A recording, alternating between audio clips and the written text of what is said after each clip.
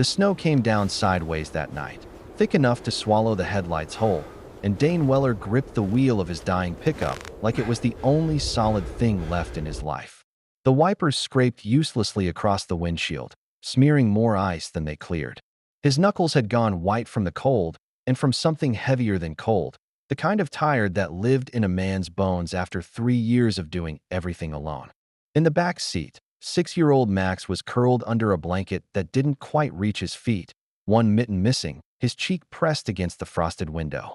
Dane glanced at him in the mirror every few seconds, the way he always did, as if checking that the one good thing in his life was still breathing. The boy had gone to sleep hungry again, and Dane hated himself a little more for it every single time. Dane was 34, broad through the shoulders from years of wrestling engine blocks. With dark blonde hair he never had time to cut, and a permanent shadow of stubble along a jaw that had gone tight from worry more often than not lately. His wife had left 3 winters ago, right around the time Max turned 3, leaving nothing behind but a note and a stack of unpaid bills.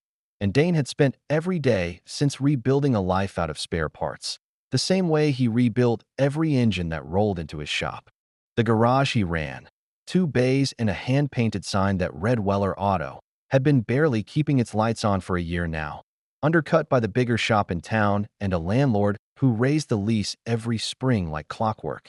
Dane never let Max see the worry, saved it for nights like this one, alone behind the wheel with the heater rattling and the snow refusing to let up, wondering how many more months he could keep the promises he'd made to a 3-year-old who hadn't asked to be left with only one parent.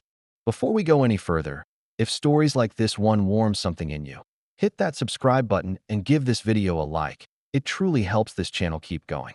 I'm the one behind Winter Veil, and I'll be honest, winter has always felt like the season that heals people quietly, the way snow covers broken ground and makes it look whole again for a little while.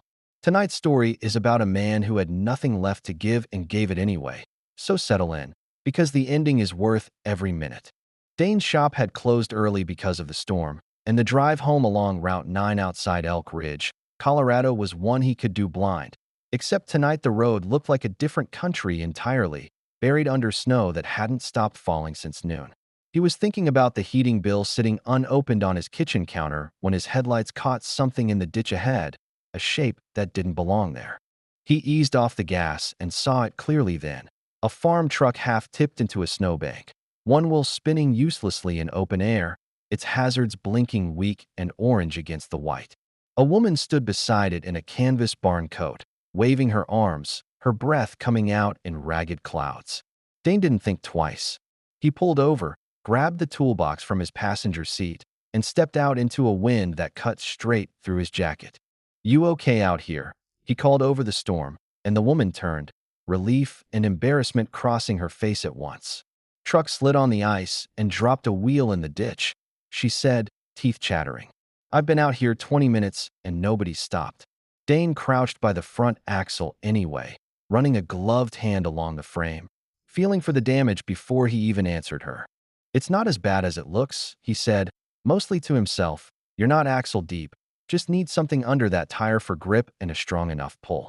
He didn't notice the stitching on her coat was the kind that cost more than his monthly rent, and he didn't care that her boots, though caked in mud and snow, were leather good enough to survive a blizzard without cracking. To him, she was just a stranded stranger on a bad night, and that was reason enough. He worked fast, wedging a section of old carpet from his truck bed under the spinning tire, then hooking a tow strap between both vehicles with the kind of efficient movements that came from years of practice. Max stirred in the back seat, but didn't wake. The woman watched Dane the whole time, quiet, studying him the way people study something they don't expect to find. "You didn't even ask my name," she finally said. "Didn't figure it mattered," Dane answered, tightening the last knot on the strap. "You were stuck, and I know how to get people unstuck. That's about all there is to it." He climbed back into his truck, eased forward slow and steady, and felt the farm truck lurch free of the snowbank a moment later. When he got out to unhook the strap, the woman was already standing there with her hand extended, snow catching in her dark hair. Up close, even half frozen and dusted in snow, she had the kind of composed, striking face that belonged in boardrooms rather than ditches, chestnut hair pulled back beneath a knit hat, hazel eyes sharp with an intelligence that missed very little despite the cold making her shiver. Dane didn't clock any of that consciously, only registered that she was cold and shaking and needed to get somewhere warm, but some corner of his mind filed her away as someone he wouldn't easily forget. "I'm Everly," she said. "Dane," he answered, shaking her hand, and for a second neither of them let go, like the cold made it easier to stay connected than to separate. "How much do I owe you?" she asked, reaching for a purse that probably held more cash than he made in a month. He laughed, but there wasn't any bitterness in it, just tired honesty. "Nothing," he said, "just get home safe and maybe do somebody else a favor sometime." She studied him for a long moment, the wind whipping snow between them, and something in her expression shifted, like she was recalculating a number she'd been certain of a second ago. "You don't know who I am, do you?" she said, almost to herself. Dane shrugged, already coiling the toe strap. "Should I?" he asked, and she just smiled, a small, strange smile, before climbing back into her truck. As she pulled away, her headlights briefly caught the license plate on Dane's old pickup, and she memorized it without meaning to, the way you memorize a phone number you're sure you'll need later. What Dane didn't know as he drove the rest of the way home with Max snoring softly behind him was that the woman he'd just helped for free was Everly Ashdown, sole heir and CEO of Ashdown Family Farms, one of the largest agricultural companies in 3 states, and by every financial measure that mattered, a genuine billionaire. And in less than a week, that fact would turn his entire life upside down. Dane's trailer sat at the edge of Hollow Pine Road, a mile past where the plow trucks usually stopped bothering to clear, which meant the last stretch home was always its own small battle. He carried Max inside against his shoulder, the boy still half asleep, and laid him down under 2 blankets instead of 1 because the space heater in his room had stopped working weeks ago. He stood in the doorway a while, watching his son breathe, wondering how many more winters he could keep patching this life together with duct tape and stubbornness. 20 miles away, in the back of a heated SUV parked outside a farmhouse she rarely visited anymore, Everly Ashdown sat wrapped in a blanket that smelled like cedar, scrolling through a file her assistant had sent within the hour. "Name's Dane Weller, 34, single father," the voice on speakerphone reported. "Wife left when the boy was 3. He runs a 2-bay garage on Route 9, behind on the lease twice this year. No family nearby, works 6 days a week." "And the boy?" Everly asked, staring out at the snow gathering on the windshield. "Max Weller, 6 years old, doing fine in school by all accounts, quiet kid, well liked by his teacher." Everly closed her eyes and saw it again. The way Dane hadn't hesitated for a second in that storm, hadn't asked who she was or what was in it for him, had simply knelt in the snow and fixed what was broken because that was what you did for another person. Everly had inherited Ashdown Family Farms at 26, 3 years after her father's sudden death. And in the 8 years since she had learned exactly how quickly people's kindness evaporated once they discovered there was nothing left to gain from it. Every dinner invitation, every friendly smile at a gala, every man who'd ever asked her to coffee had eventually circled back to some version of a business proposal, until she'd stopped being able to tell genuine warmth from a well-rehearsed pitch. That was what made the storm, and the stranger who hadn't wanted a single thing from her, feel like something worth chasing down. "Set up a visit," she said finally. "Ma'am?" her assistant asked, surprised. "To the garage, and to the school, discreetly. I want to understand what kind of life he's actually living before I decide anything." There was a pause on the line. Everly's voice hardened just slightly, the tone she used in board meetings when she wanted a decision made and not debated. "That man could have driven past me tonight like everyone else did. He didn't. I don't forget that kind of thing." The following afternoon, a woman in a tailored coat sat quietly at the back of Max's classroom during story time, introduced to the teacher only as a district volunteer doing routine observations, and left an hour later having said almost nothing at all. She watched Max share his crayons without being asked, watched him laugh easily with the other children despite the thin coat he wore over his sweater, and by the time she climbed back in her car, she had already made up her mind about a great many things. 2 days later, Dane pulled into his own garage lot to find a black SUV already parked out front, its engine still running, exhaust curling up into the gray morning sky. A man in a dark coat stepped out before Dane had even cut his engine. "You're Dane Weller," the man said, not quite a question. Depends who's asking, Dane answered, wary, already thinking about the overdue lease payment and every way this could go wrong. Miss Ashdown would like to speak with you, the man said. Dane blinked. I don't know any Ashdown, he said, though something about the name tugged at a memory he couldn't quite place, snow and headlights and a woman's cold hand in his. This isn't a summons, the man added, almost amused. It's an invitation, and I'd suggest you take it. She doesn't extend those often.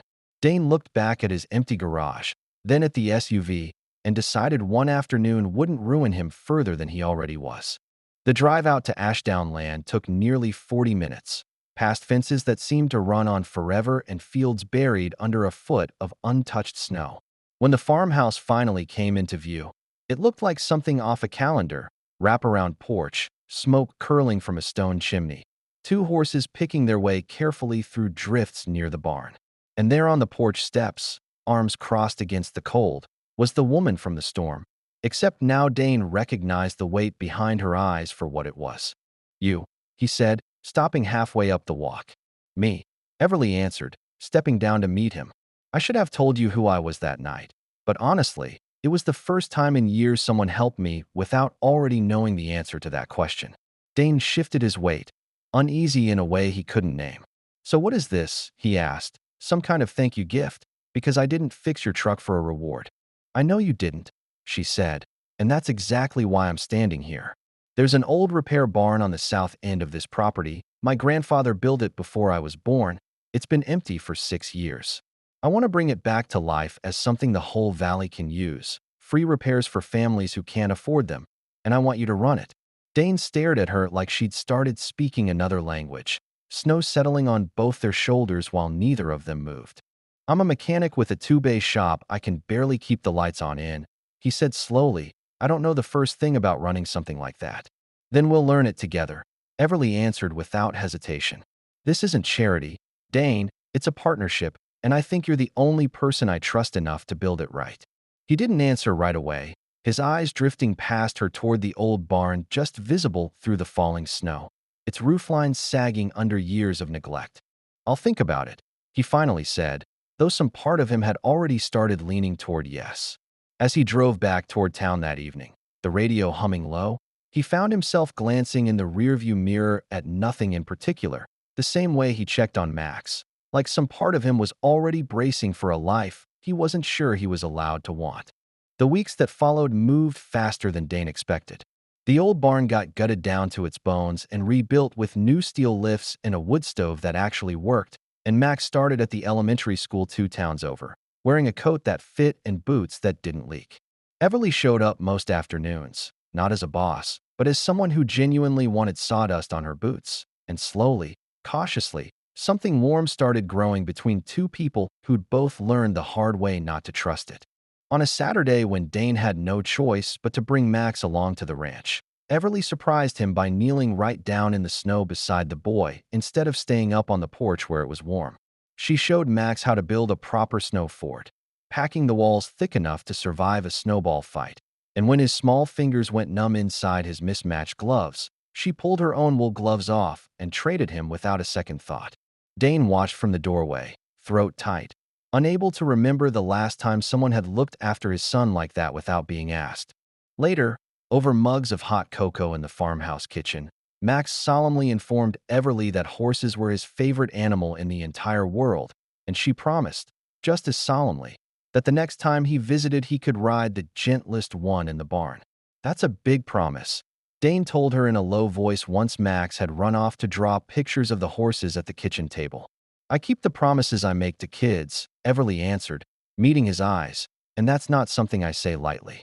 One evening, with string lights glowing over the half-finished garage roof, Dane found himself saying the thing he'd been circling for days.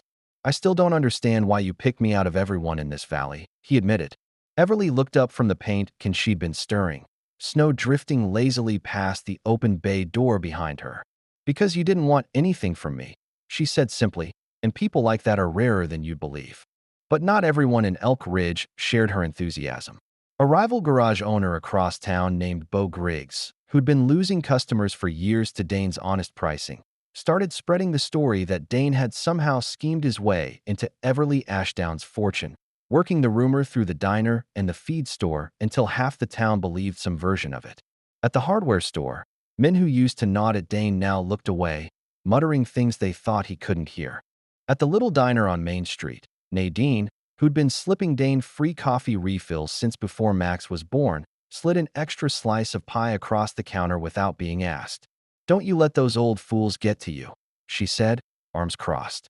"I've watched you carry that boy through winters most men would have run from. Anybody who thinks you're some kind of con artist hasn't been paying attention." Dane managed a tired smile, grateful for one steady voice in a town suddenly full of whispers.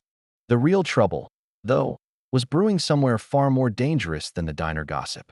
Inside Ashdown Family Farms corporate offices, board member Derek Stone had been watching Everly's growing attachment to Dane with narrowed, calculating eyes. Derek had spent 3 years secretly maneuvering a deal to sell off the company's northern acreage to a development group, a deal that depended entirely on Everly staying distracted, isolated, or preferably removed from decision-making altogether. "This mechanic project of hers is becoming a liability," Derek said during a closed-door meeting, sliding printed photographs across the table, images of Everly and Dane laughing outside the half-built garage. "She's letting her judgment slip, and frankly, so is her image with our investors." One of the quieter board members frowned at the photos.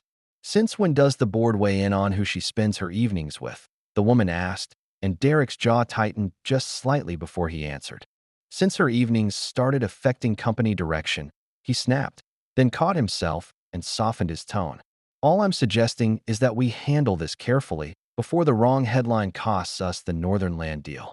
What he didn't say, what only Derek himself knew, was that the deal in question would fill his own offshore account with more money than his entire salary for the next decade, and Everly's newfound independence was the only obstacle standing in his way. Derek's first move was quiet and cruel in equal measure. He had someone from his personal circle leak a distorted version of the garage story to a regional business paper, framing Everly as a reckless heiress throwing company charity at a stranger she barely knew. Within days, the headline hit newsstands across 3 counties. "Ashdown heiress under fire for lavish spending on mechanic romance." Dane read it standing in his own kitchen, coffee going cold in his hand. "Daddy, why does the paper have your name in it?" Max asked, tugging at his sleeve with wide, worried eyes, and Dane had no honest answer that wouldn't scare his son more than the truth already had. That same week, someone slashed both rear tires on Dane's truck outside the garage, and a note appeared taped to the front door in jagged handwriting. "Stay in your lane, mechanic, before you lose more than tires." Dane tore it down before Max could see it, but his hands wouldn't stop shaking for an hour afterward. Everly, when she heard about the note, wanted to call the sheriff immediately, but Dane stopped her, his voice low and tight. "If we make this bigger, it gets worse for Max," he said, and for once Everly didn't argue, though the fear in her eyes told him she understood exactly how serious this had become.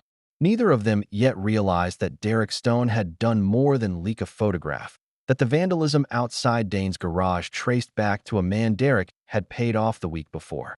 The board, under Derek's steady pressure, demanded Everly step back from public appearances until the story died down, and for 2 days she went dark, no calls, no messages, nothing.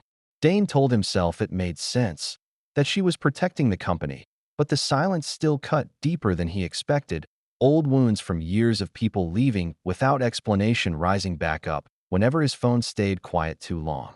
When Everly finally showed up at the garage, her eyes looked hollow in a way Dane hadn't seen before.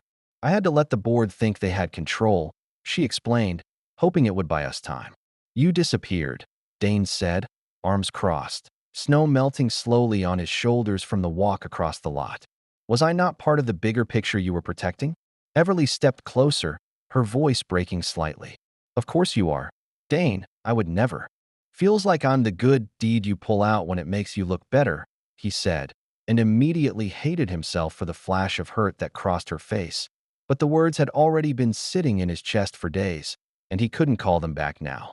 "That's not fair," Everly whispered, her voice trembling now. "I have spent my entire life being watched by people who wanted something from my name, and the one time I finally trusted someone who didn't, I still managed to make him feel used. That's on me, not you." And neither is my son getting cornered on the school bus because some kid's father called me a con man's kid. Dane snapped back, the exhaustion of weeks finally breaking through his usual patience. I can survive people talking about me. Everly, I've survived worse, but I can't watch Max come home crying and not know how to fix it. And out here, in this life, fixing things is supposed to be the one thing I'm actually good at. For a long moment, neither of them spoke, snow falling silently between them in the space where words used to be. I want to be enough on my own, Dane finally said, quieter now, without needing your money to prove it, without my son paying for something he didn't do. Everly's eyes filled, and she nodded once before turning back toward her car, leaving Dane standing alone in the half-finished garage he'd started to think of as the beginning of something good. A full week passed with no calls between them. Dane went back to fixing lawnmowers and small engines in his own driveway, the community garage sitting locked and dark at the edge of Ashdown land. Max asked twice if they were going back to see the horses, and both times Dane could only shake his head and promise not right now. Bud, hating how small his own voice sounded saying it. Nadine noticed him sitting alone at the diner counter 3 mornings in a row, coffee going cold in front of him while he stared at nothing. And on the 3rd morning, she finally sat down across from him without asking permission. You look like a man carrying a house on his back, she said. I might have lost the best thing that ever happened to me, and I don't even know if I did the right thing walking away, Dane admitted, surprising himself with how easily the words came out to her. Nadine reached across and squeezed his hand once, firm and brief. Pride keeps a lot of good men cold and alone, she said. Don't let it keep you that way too long. That boy of yours needs to see you fight for something once in a while, not just survive it. What Dane didn't know was that Everly's forced silence had never been about protecting appearances at all, not entirely. Her assistant, a sharp-eyed young man named Boyd Sutherland who managed the ranch's finances, had come to her 3 nights earlier with something far more alarming than gossip, a spreadsheet showing irregular transfers routed through a shell account tied directly to Derek Stone. I've been going through the Northern Land deal paperwork on my own for weeks, Boyd told her, laying documents across her kitchen table. These transfers don't match anything in the official filings. And this account here, it traces back to the same contractor who did the vandalism repair invoice at the mechanic's garage. Everly went very still, pieces sliding into place with sickening speed. He paid someone to slash Dane's tires, she said, not quite a question. And possibly worse, Boyd added carefully. There's a call log here from the same week. A payment to someone listed only as tow contact, dated the exact night your truck went into that ditch. Everly's stomach dropped. Are you telling me my truck being disabled that night wasn't an accident? She asked, and Boyd's silence was answer enough, because the timing lined up too perfectly to be coincidence. A stranded CEO, conveniently discovered by whoever Derek's contact could arrange to find her first. It hadn't worked the way Derek planned, of course, because Dane had reached her before his hired contact ever showed up, an accident of timing that had saved her from becoming exactly the kind of dependent, grateful headline Derek wanted to manufacture for his own leverage. Everly sat with that knowledge for a long moment, snow falling steadily outside her window, before something cold and clear settled over her, the particular calm of someone done being careful. She called an emergency board meeting for the following morning, and that same night, unable to sit still with what she now knew, she drove through the snow to the address where a much bigger threat had already begun unfolding. Because Derek Stone, sensing the ground shifting beneath him, had made one final desperate move, an anonymous call to the county child welfare office claiming Dane Weller's home was unsafe and unfit for a child. The knock came at 7 in the morning, 2 days after Dane and Everly's fight, while Max was still eating cereal at the kitchen table in his socks. A woman in a county coat stood on the porch with a clipboard and an apologetic expression. Mr. Weller, we received a report concerning your son's living conditions, she said, and Dane felt the floor tilt beneath him, every fear he'd carried since his ex-wife left crashing down at once. That's not true. Whatever anyone told you, that's not true, he said, voice cracking as Max appeared behind him, cereal spoon still in hand, confusion written across his small face. Daddy, what's happening? The boy asked, and Dane knelt down fast, forcing his voice steady even as panic clawed up his throat. Nothing's wrong, buddy. This nice lady just needs to look around. That's all. Go finish your breakfast for me. The caseworker walked through the trailer slowly, noting the space heater duct taped at its cord, the thin blankets, the modest but clean kitchen, writing things on her clipboard that Dane couldn't read upside down no matter how hard he tried. It's not much, he admitted, following her from room to room. But he's never gone a day without food, without someone tucking him in, without knowing he's loved. I swear to you that's the truth. The woman finally looked up from her notes, something softening in her face. Mr. Weller, the report we received was oddly specific, almost scripted, she said. In my experience, anonymous tips written that precisely usually come from someone with a personal reason, not genuine concern. I'm required to follow up regardless, but between us, this doesn't look like what the caller described at all. Dane exhaled for what felt like the first time in an hour. By the time the caseworker left, promising a follow-up visit but with clear reassurance in her tone, Dane sat down hard at his kitchen table and put his head in his hands, snow still falling outside the frosted window in long, quiet sheets. That was when his phone rang, Everly's name lighting up the screen, and for once he answered without hesitation, because whatever remained unresolved between them, this was too big to carry alone. I know what happened this morning, Everly said before he could speak, her voice tight with fury she was clearly forcing into control. Boyd found the connection last night. It was Derek, all of it, the tires, the article, and now this. Dane sat frozen, the pieces of the last 2 weeks rearranging themselves into a shape that made a terrible kind of sense. He tried to have you found by someone else that night, didn't he? Dane said slowly. Everly's silence confirmed it. The board meeting the next morning felt different from any Everly had walked into before, the long table lined with familiar faces except for the empty chair usually reserved for pretense of civility. Boyd stood beside her with a folder thick enough to end a career, and when Derek Stone walked in adjusting his cufflinks like it was any other Tuesday, Everly let the silence stretch just long enough for him to notice something had shifted. We're here to discuss the Northern Land deal, Derek began smoothly, but Everly cut him off before he finished the sentence. We're here to discuss the transfers routed through Cedaline Holdings, she said, sliding the folder down the table, and the payment made to a man named Roy Dunbar the same week my truck was disabled outside Elk Ridge. Derek's face didn't move, but his hand, resting on the table, went very still. I have no idea what you're referring to, he said, too evenly, and Everly leaned forward, her voice steady in a way that filled the whole room. Roy Dunbar has already given a statement. Derek, he's the same man who slashed Dane Weller's tires and taped a threat to his door, paid in cash from an account with your name buried 3 layers deep. The room had gone completely silent, every board member's eyes fixed on the man who'd just gone visibly pale. You wanted me stranded that night so your own contact could find me first, didn't you? Everly said, voice shaking now with something closer to grief than anger. You wanted me grateful and dependent, easier to steer toward approving a deal that would have made you rich and buried this company's farmland under condominiums. Derek's composure finally cracked, his jaw tightening as he stood, chair scraping loudly against the floor. That land is worthless for farming, and you know it, he snapped. I was trying to save this company money you're too sentimental to see clearly. I've read the development contracts, Boyd cut in calmly, sliding another page across the table. Your name is listed as a paid consultant on the buyer's side. Derek, that's not saving the company money. That's selling us out from both directions at once. Derek's eyes darted to the paper and back up, and for the first time since walking in, he had nothing smooth left to say. That's a fabrication, he tried weakly, but even his own allies at the table were leaning away from him now, the silence in the room turning colder by the second. You had a man follow my truck that night hoping it would break down somewhere convenient.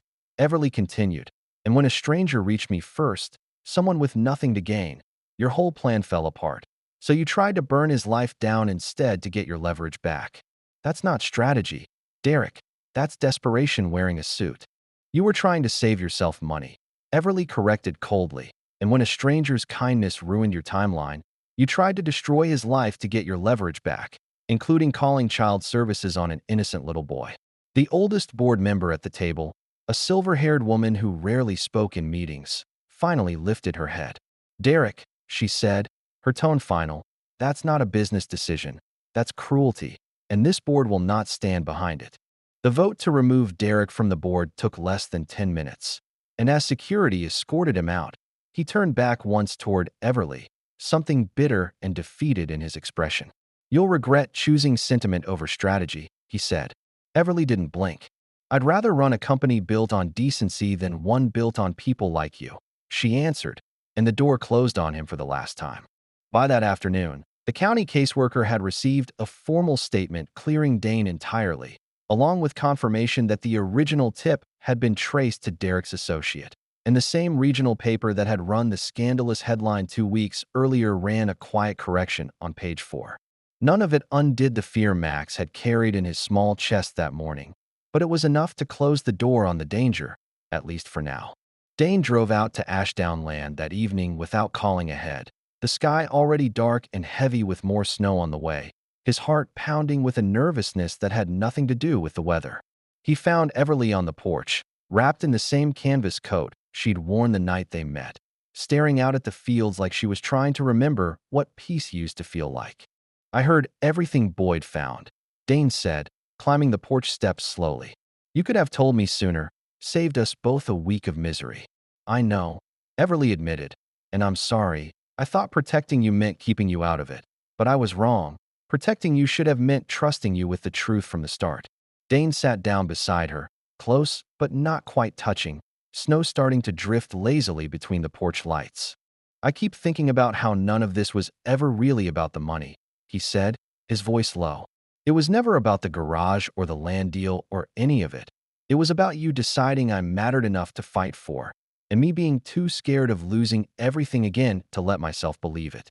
Everly turned to face him fully, her eyes bright in the porch light. "And now?" she asked, voice barely above the wind. "I kept telling myself that walking away protected Max, that it protected my pride.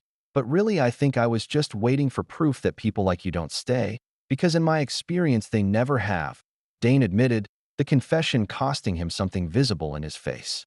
"I'm not your ex-wife, and I'm not the version of me the newspapers printed either," Everly said softly. "I'm just someone who's been waiting a long time to be wanted for exactly the reasons you wanted nothing in return that first night. Now I'm done being scared of something good just because good things haven't lasted for me before," Dane said, and for the first time in weeks something in his chest finally loosened. He reached over and took her hand, and this time neither of them let go for a long, quiet moment, snow gathering softly on the porch railing beside them like the whole valley had decided to hold its breath along with them. Spring came slower than usual that year, but when the garage finally reopened, the whole valley showed up to see it. Farmers and school teachers, and the same men from the hardware store who'd once looked away from Dane, now shaking his hand at the door. Everly had insisted on a new name for the place, something that belonged to the boy who'd unknowingly started it all with a granola bar and an open smile. And the sign above the door now read Max's Garage, Elk Ridge Community Repair. Nadine catered the opening with pie from the diner, refusing payment the same way Dane once had, and Beau Griggs, humbled by the truth finally catching up to his rumors, showed up without fanfare to shake Dane's hand and admit he'd been wrong. Max ran between the new lifts with a wrench too big for his hands, declaring proudly to anyone who'd listened that his dad built this, which wasn't entirely true, but nobody bothered correcting him. That evening, after the crowd had thinned and the last of the visitors had driven off down snow-dusted roads, Dane found Everly standing alone beside the barn, watching the last light fade gold over the mountains. He came up beside her, close enough that their shoulders touched, and for a long while neither of them said anything, because some moments didn't need filling with words. "I used to think winter was just something you survived," Dane finally said, "something you got through until spring made things easier again. And now," Everly asked, smiling faintly. "Now I think it's the season that shows you who actually shows up," he answered, "and I know exactly who showed up for me."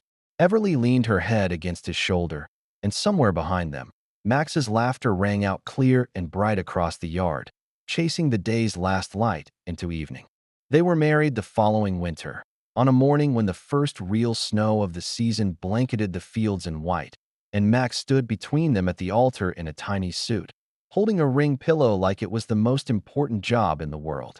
Every person in that valley who'd once whispered about a mechanic chasing a fortune stood among the guests instead, because kindness, it turned out, always finds a way of outlasting the doubt people build around it. Nadine cried through the entire ceremony and blamed it on the cold. Boyd gave a toast that somehow made even Everly laugh through tears, and Beau Griggs, of all people, insisted on providing free towing for the wedding cars as his own quiet way of saying he was sorry. When Dane finally slid the ring onto Everly's hand, snow drifting past the barn windows behind them, he thought back to a stranger's cold fingers in his on a ruined road, and understood that some nights of bad luck were really just good luck wearing a heavier coat. If this story reminded you that kindness always finds its way back, don't forget to subscribe to Winter Vale so you never miss the next one. And tell me in the comments which part of Dane and Everly's story stayed with you the most. Thank you for spending this time with us, and until next time, stay warm out there.